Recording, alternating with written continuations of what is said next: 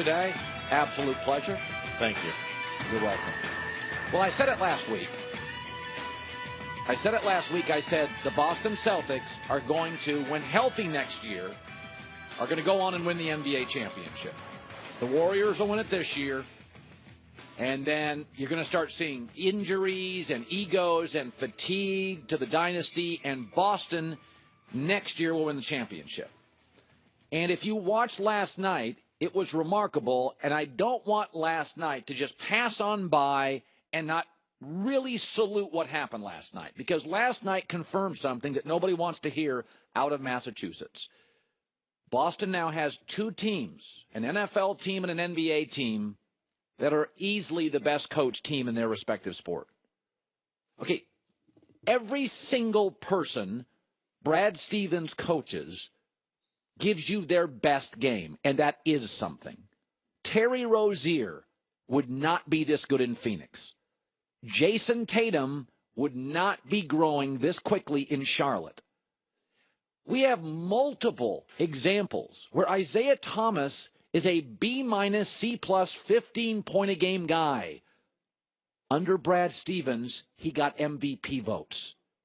He's 5'8". Jay Crowder's a guy, a journeyman, suitcase, always packed. Not in Boston. He was an asset. Avery Bradley was really special in Boston. I didn't love them trading him away. Even though he went to Detroit to be more of an offensive player, his numbers have eroded. Jaylen Brown couldn't shoot the basketball in college. Athletic, yes. Couldn't shoot. 2 years later under Brad Stevens, he's a borderline all-star and a pure shooter. 47%. 40 on threes during the regular season. Folks, that's what Belichick does. Where you go, whatever happened to Matt Castle? He won 11 games here. Wasn't Deion Branch really special? LeGarrette Blount, where did he go? Jamie Collins was really good. Who got him again? I don't remember Chris Hogan and Wes Welker being this good in Buffalo and Miami, respectively. The all-time great coaches get the max. It's not just dialing up plays. They're all dialing up plays. It's your ability, just like every great boss I've had, that they get the best out of every individual employee.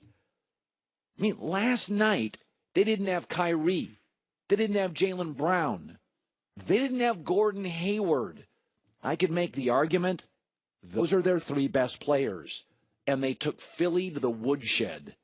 They outscored the Sixers in every quarter. It was really never close. Don't get me wrong. I like Philly a lot.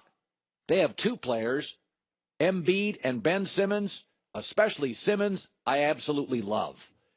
But they need people, okay? Because I know as of next year that the Boston Celtics are going to go into the season with Al Horford, Gordon Hayward, Jason Tatum, Kyrie Irving, Terry Rozier, Gordon Hayward, did I say that? Is that 6 players who are A or B players under Brad Stevens? I'm not saying they're all A or B players. There's 6 players who are A or B to B plus players under Brad Stevens. Philadelphia's got to get a couple guys. And right now in Philadelphia, they're not even playing Markelle Fultz. He's a DNP again. They're not even sure, forget A and B, they're not sure he can play, period. Listen, I like Philadelphia. Simmons, I think, is an all-timer. He's got to learn some things like you got to hit free throws, dude. And I think he'll improve dramatically over the last couple of years. But when you watch what Boston is doing, last night is just not another game. Holy God. The Sixers were rested. The Celtics were not. And Boston took Philly to the shed. You get all those guys are back for Boston next year. Another year. Tatum better. Jaylen better. Gordon better. I mean, that just wasn't a moment last night. Like, put your arms around it. This is why I said next year, Boston's going to start a dynasty. Again, they're going to be the Ali. Philadelphia's going to be the Joe Frazier. They're going to get their punches in. They're going to get their licks in. But don't kid yourself. If you're Philly last night, you got to look at that and go, crap. Brad Stevens got Isaiah Thomas MVP votes. Okay? Lakers can't get rid of him fast enough. Cleveland couldn't get rid of him fast enough. Phoenix couldn't get rid of him fast enough. Sacramento didn't want him. Brad Stevens made him an MVP vote. That guy is Belichick. Sorry, Philly. Good luck facing Belichick for the next 15 years. All right, this cracked me up. This story's funny. This story is funny. We would all acknowledge the Cleveland Browns aren't good, don't win a bunch of games, and have been really, really bad at the one position that matters, and that would be, quarterback and stuff. They're not good at that position. But there's no reason to take cheap shots. I do think Baker Mayfield can play. I just wouldn't have taken him number one over Sam Darnold. I don't think he's a bust. I don't think he's Manziel. I don't think he's Tebow. I don't think he's Jamarcus Russell. I think he can play. I just wouldn't have drafted him. And I don't think he's as gifted as Josh Rosen and Sam Darnold. But a story out today, Mary Kay Cabot, legit reporter, says Cleveland.com. She spoke to 12 teams. Four of them confirmed they had Baker as their quarterback. So 30% of the teams had Baker number one. Can I ask you this? Why do we always take the smaller number and say that validates a decision? 4 of 12 people would also prefer living in Alaska over Hawaii or California, because 4 out of 12 people don't like the sun. They're called serial killers. Okay, you can find 4 out of 12 people or some small percentage that would eat, snake meat over a sirloin. They're mostly called owls. Why do we take the smaller number? Didn't Dentine's commercial, 4 out of 5 dentists said this is the gum you should choose. There was one loser dentist who got C- in dentist school that said eat Bubblicious. Why do we make him the validator of the numbers? 8 of the 12 said, no, I'll pass on Baker. But hey, 4 of them said, that's my guy. Let me ask you. The Bears took Mitch Trubisky over Deshaun Watson. We do have a history of about 30% of the teams in this league are not good at the quarterback thing. It's called Miami since Marino. It was called for 15 years, 20 years, Denver post Elway. It's called the Jets, the Browns, Buffalo, Cleveland. Do you think Oakland knew what they were doing at the last 10 years with Al Davis? I got nothing against Baker. I don't see him as a total bust. He wouldn't have been my number one pick.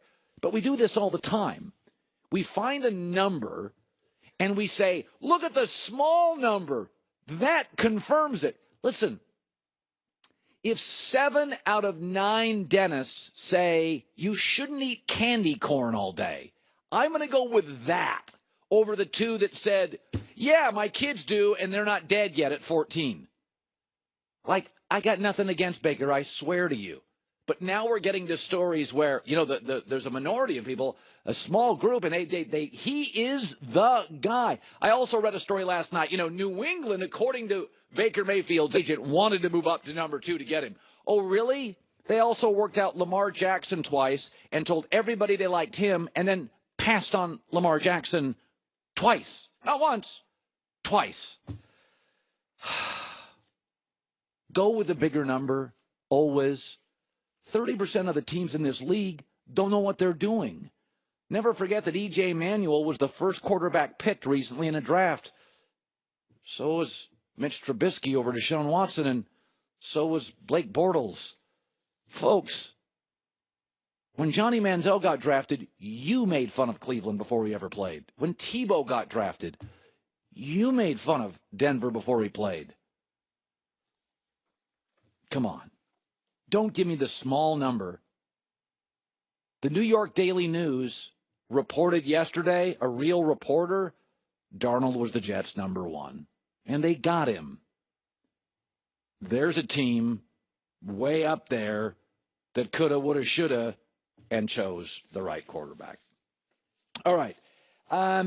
I wanted to make sure to start the show today that Boston win last night just wasn't, tossed aside like, it's game one of a series.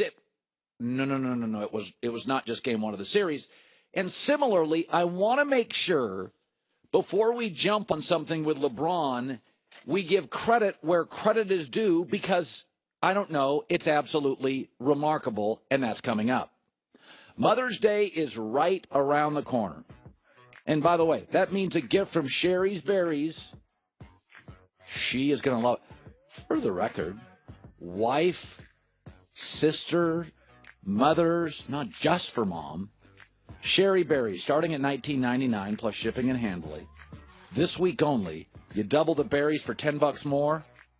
You get double the product for just $10 more.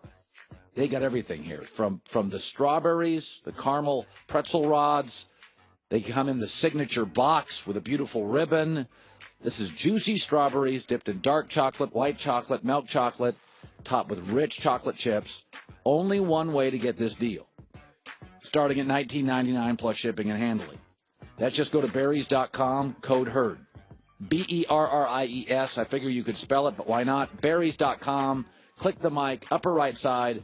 Put in the code HERD.